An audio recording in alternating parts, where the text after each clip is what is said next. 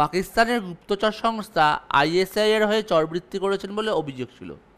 সেই অভিযোগে ব্রহ্মোস এরোস্পেস সংস্থার প্রাক্তন ইঞ্জিনিয়ারকে যাবজ্জীবন কারাদণ্ড দেওয়া হলো। সোমবার নাগপুরের জেলা আদালত নিশান্ত আগরওয়ালকে এই সাজা দিল।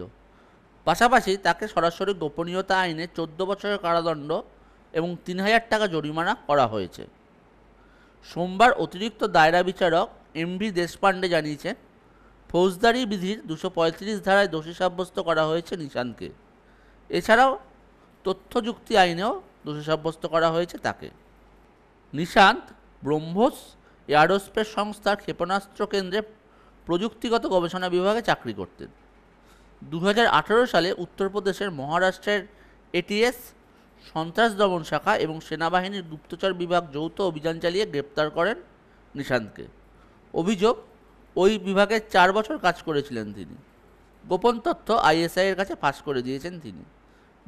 নিশান্তকে গত এপ্রিলে জামিন দিয়েছিল বোম্বে হাইকোর্টের নাগপুর বেঞ্চ। সোমবার তাকে যাবজ্জীবন কারাদণ্ড দিল নাগপুরের জেলা আদালত।